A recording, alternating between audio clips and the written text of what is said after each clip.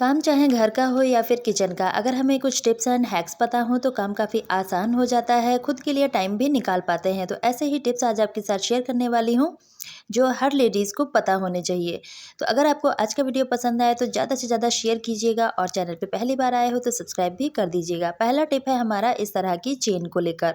तो जब भी हम अपने नेक में इस तरह की चेन को वियर करते हैं, और कभी-कभी क्या होता है कि ये जो है इसका साइज़ बड़ा होता है और हमें क्या लगता है कि हमें छोटा चेन पहनना है। मतलब अगर आर्टिफ़िशियल है तब तो हम दूसरा खरीद सकते हैं, लेकिन अगर गोल्ड का चेन है तो उसको हम कैसे छोटा करें?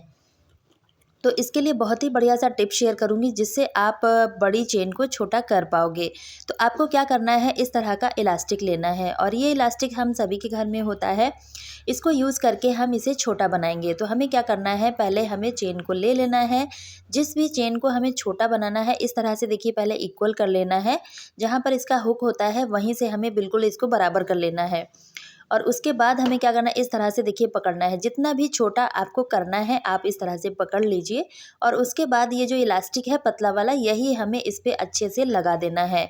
तो अच्छे से सेट करना बहुत ज़रूरी है। अगर हम ज़रा सा भी इसको लूज़ रखेंगे ना तो ये वापस से खुल जाएगा। तो इस तरह से देखिए इसको लपेटते जाना है और बढ़िया से ये टाइट हो जाएगा, बिल्कुल भी नहीं खुलेगा। तो बहुत ही बढ़िया सा ट्रिक है और बिल्कुल भी हमारा कुछ भी खर्च नहीं होने वाला है। और देखिए इस तरह से इलास्टिक की हेल्प से हमने इसको छोटा कर लिया है, लेकिन इसको आप छोटा तभी करेंगे जब आप इसको पहले गले में अपने पहन लीजिए और उसके बाद इसको छोटा कर सकते हैं। तो इसी तरह से हम दूसरी चेन को भी छोटा कर सकते हैं। तो जब भी आपके पास बड़ा चेन हो, मतलब बड़ी साइज़ की हो और उसे छोटा करना है तो आप इलास्टिक को ही यूज़ करके कर सकते हो। कुछ लोग क्या करते हैं, इसको छोटा करने के लिए सुनार के पास जाते हैं, उसे कटवाते हैं, तो उससे हमारा टाइम भी वेस्ट होता है और पैसा भी वेस्ट होता है और ये बिल्कुल भी रबर बैंड दिखाई नहीं देता है, क्योंकि जब हम अपने नेक में वियर करते हैं तो इसको आप पीछे के साइड कर लीजिए, ये बालों से हमारे छिप जाएगा, बिल्कुल भी नहीं दिखाई देगा। तो इमरजेंसी में आप इस टिप को यूज़ कर सकते हो। तो कैसा लगा आपको ये टिप, कमेंट करके ज़रूर बताइएगा। अच्छा लगा है तो फैमिली दोस्तों के साथ भी शेयर कीजिएगा। तो इस तरह से इलास्टिक का यूज़ करके हम इसको छोटा बना सकते हैं। तो चलते हैं अपने अगले टिप की तरफ। अगला टिप है हमारा पर्स से रिलेटेड।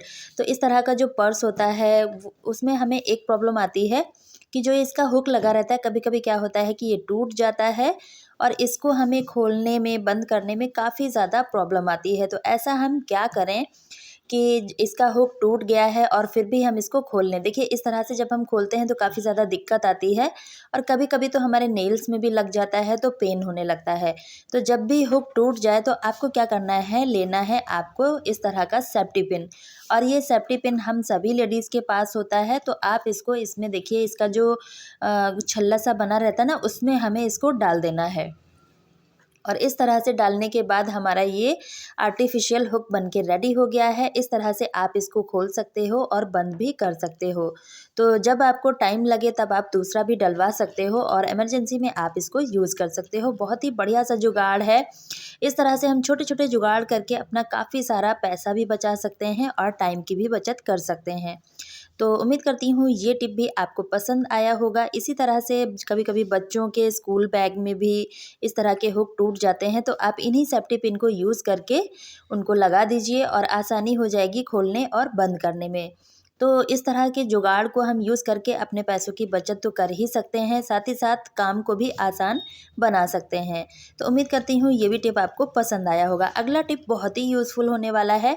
तो यहाँ पर मैंने ले लिया है मस्टर्ड ऑयल। तो ज़्यादातर घरों में जो है इस तरह का ऑयल यूज़ किया जाता है, मस्टर्ड ऑयल ही यूज़ किया जाता है। लेकिन कभी-कभी क्या होता है कि जब हम ऑयल खरीद कर लाते हैं तो हमें लगता है कि कहीं ये मिलावटी तो नहीं है, मतलब एक डाउट सा दिमाग में रहता है। तो इस केस में हम क्या करें?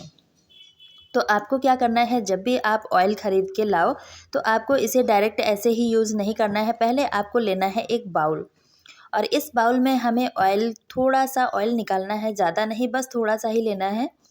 देखिए इस तरह से हल्का-सा मैंने ऑयल ले लिया है। अब हमें क्या करना है, इस ऑयल को निकालने के बाद हम यूज़ कहाँ करेंगे, तो इसको हमें रखना है फ्रिज में। और जब आप इसको फ्रिज में रख दोगे तो इससे क्या होगा कि अगर ये मिलावटी ऑयल होगा तो ये जम जाएगा, और अगर मिलावटी नहीं होगा तो ये ऐसे के ऐसा ही रहेगा। इससे हम इसको पता कर सकते हैं कि ये मिलावटी है या नहीं। अगर आपको ज़्यादा जल्दी है तो आप इसको फ्रीजर में रख दीजिए और जल्दी से पता चल जाएगा। तो बहुत ही बढ़िया सा ट्रिक है। इस तरह से हम छोटे छोटे टिप को यूज़ करके काफ़ी ज़्यादा बचत कर सकते हैं और बहुत ही बड़े खतरे से बच भी सकते हैं।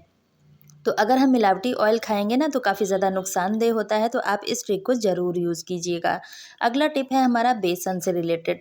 तो कभी कभी हमें पकौड़ी वगैरह बनानी रहती हैं तो हम बेसन का यूज़ करते हैं, और इसको निकालने के लिए हम क्या करते हैं, एक बर्तन लेते हैं, जिस भी बर्तन में हमें निकालना है इस तरह से निकालते हैं और स्पून की हेल्प से इसको निकालते हैं। तो इससे क्या होता है कि हमारा स्पून तो गंदा होता ही है, मतलब काफ़ी ज़्यादा बर्तन हो जाते हैं।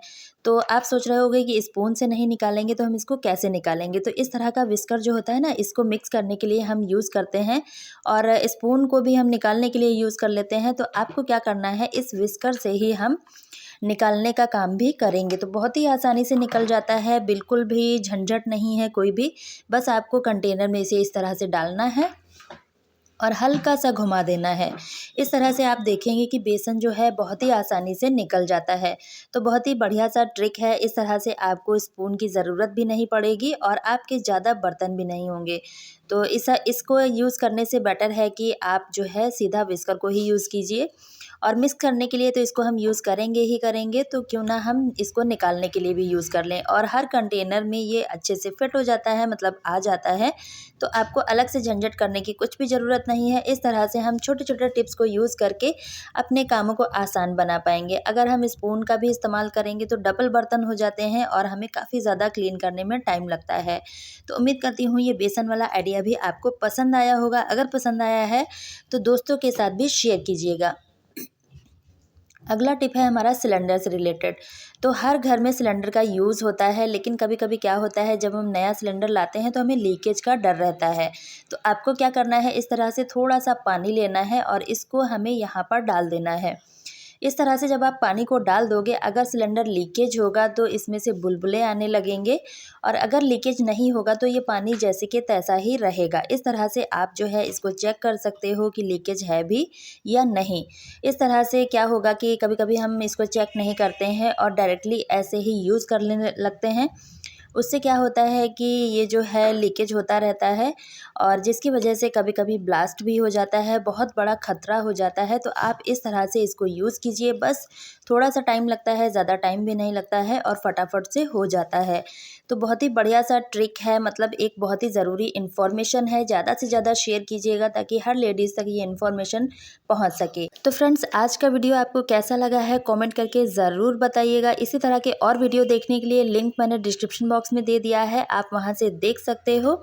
तो मिलते हैं अपने अगले वीडियो में, तब तक के लिए bye bye and thanks for watching.